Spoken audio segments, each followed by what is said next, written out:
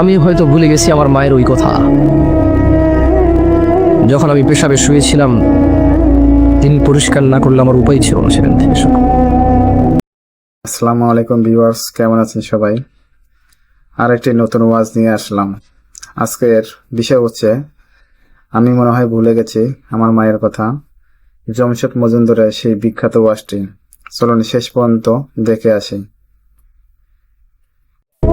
আমি হয়তো ভুলে গেছি আমার মায়ের ওই কথা। যখন আমি পেশাবে শুয়েছিলাম, তিনি পরিষ্কার না করলে আমার উপায় ছিল না সেখান থেকে। হয়তো আমিও ভুলে গেছি, আমি পড়ে গেছি, তিনি আমাকে না তুললে আমার পুরো গায়ে কাদাযুক্ত থাকতো। আমি হয়তো ভুলে গেছি সিঁড়ির কাছে আমি এসেছি, তিনি সব কাজ ফেলে এসে আমাকে কোরআন নিলে আমি সিঁড়ি থেকে পড়ে মাথা ফেটে অথবা দাঁত ফেটে মারা যেতাম। হয়তো আজ বক্তা হিসেবে আমিও ভুলে গেছি সেই কথা, যে আমার মা নিজের জন্য ডাল আর ভাতের ব্যবস্থা করে আমার জন্য গরু দুধের ব্যবস্থা করেছিল, যাতে আমার পুষ্টি হয়। হয়তো আমি ভুলে গেছি আমার দাদির সাথে ঝগড়া করেছে আমার মা শুধু আমার খাবার নিয়ে। হয়তো আমি ভুলে গেছি আমার বাবা বেকার ছিল, আমার জ্যাঠা জেঠিরা কথা শোনাইতো, আমার মা চুপচাপ কাজ বেশি করে করতো যাতে একটু বাড়তি খেতে পারে, আমি বাড়তি দুধ পাই। হয়তো আমি ভুলে গেছি, আমি আপনাদের কথা বললাম না, হয়তো আমি ভুলে গেছি আমাকে ভালো মাদ্রাসা স্কুলে পড়ানোর উদ্দেশ্যে আমার মা মন মতো, ওনার যখন যুবতী ছিল কত কিছু খেতে ইচ্ছে করতো, ওভাবে খাইনি। কত সুন্দর করে চলতে ইচ্ছে করতো, ওভাবে চলেনি। 5 ভাই ছিলাম আমরা, হয়তো কারো 7 ভাই, কারো 8 ভাই, কারো 4 ভাই। ভুলে গেছি সেদিনের কথা, যেদিন পেশাব করতে গেলে ভয় লাগতো মা ছাড়া।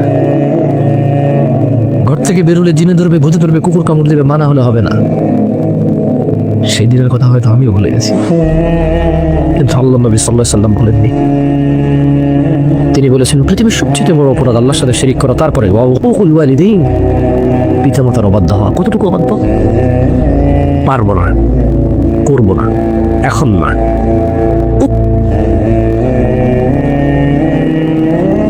এইটা পর্যন্ত অবাধ্যতা।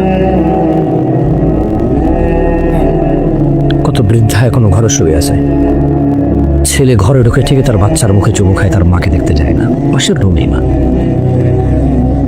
কত বৃদ্ধ এখনো আজকে এখানে আসতে পারেনি, ছেলে চাইলে তার বাপকে কোলে করে নিয়ে আসতে পারত। খুব শৌখিন ছিল, খুব হাঁটতো, এমন কোনো ওয়াজ মাহফিল ছিল না যেত না। পায়ের ব্যথা, আসতে পারেনি, ছেলে বিরক্ত হবে রিক্সায় করে নিয়ে আসতে পারেনি। রিক্সা চালায়, তার নিজেরই 4টা সন্তান, বাপ মাকে দেখবে কি করে, পাড়ার লোক উদাহরণ দেয়, সেও সন্তুষ্ট এই উদাহরণে। আহা, ওয়াজ করতে ইচ্ছে না, কি বলবো, মানুষের মনুষ্যত্ব নষ্ট হয়েছে। সব ওয়াজ মাহফিলে ছেলের বউ দোষ দেয়, আমি তো ছেলের বউ দোষ দিব না, কারণ ছেলের বউ আরেক বেটার মেয়ে, আরেক বেটারকে সেবা যত্ন করবে। আমার মা বাবা, আমি সেবা যত্ন করবো। বউ যদি মনে করে যে সেবা যত্ন করবে না, আমি সেবা যত্ন করবো। এবার বউ যদি মনে করে ইনকাম লাগবে, তো আমি তো বের হতে হবে, তুমি করো, আমি বের নল ইনকাম হবে কি, মা বাবা দেখবো না, কার কাছে রেখে যাবো? বউ যদি নিশ্চয় যে আপনি যান, আমি আসি, ইনকাম করেন, তাই না, আমি যাবো, সমস্যা কোথায়? বউ চালাকি করলে বউর সাথে চালাকি করো। কাজে আজকে যাবো না, আব্বার সাথে বসে বললো কাজে না গেলে বাপের কি খাওয়াবে? ধর খাওয়াবে না, আমি বস, আমার বাবু বস। আব্বা আপনি পারবেন না? বলবো যে ছেলে তুই না খেলে আমি খেতে না খেতে থাকতে পারবো বেশি। ছোটবেলায় মাছের মাথা ছাড়া খেতাম না, তুই জন্মের পরে তোর পাতে তোর দাদি দিত, আমার পাতে আমি তোর পাতে দিয়ে দিতাম। ওই তোর জন্য স্যাক্রিফাইস করার আমার আরো 50 বছর আগের অভ্যাস। নতুন করে শিখতে হবে না তোর জন্য না খেয়ে থাকা। যাই হোক, পৃথিবীর সবচেয়ে বড় অপরাধ কি বলেন তো? প্রথম অপরাধ, তারপরের বড় অপরাধ কি? ওয়াজালাসা ওয়া কানা মুত্তাকিয়ান ফাকাল, তিনি সাল্লাল্লাহু আলাইহি ওয়াসাল্লাম হেলান দিয়ে বসেছিলেন, এবং হেলান দিয়ে বসেছিলেন। এবার সোজা হয়ে বসলেন আল্লাহ নবী সাল্লাল্লাহু আলাইহি ওয়াসাল্লাম এবং বললেন আলা ওয়া কাউল জুর, মিথ্যা সাক্ষ্য দেওয়া। তাহলে পৃথিবীর বড় 3টা অপরাধ পেলাম। 1, শিরিক করা। 2, পিতামাতার অবাধ্য। 3, মিথ্যা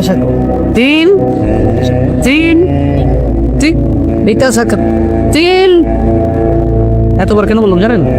সাহাবারা বলছে ক্বালা ফামা যালা ইউকাররিরুহা হাত্তা কুলনা লাইতা লাহু সাকাত।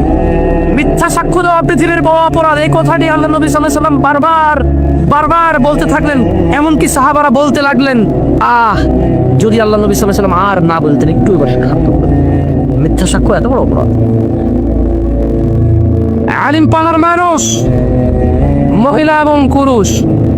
عن أبي هريرة رضي الله عنه عن النبي صلى الله عليه وسلم قال আবু হুরায়রা রাদিয়াল্লাহু আনহু থেকে বর্ণিত, তিনি বলেন আল্লাহর নবী সাল্লাল্লাহু আলাইহি ওয়াসাল্লাম বলেছেন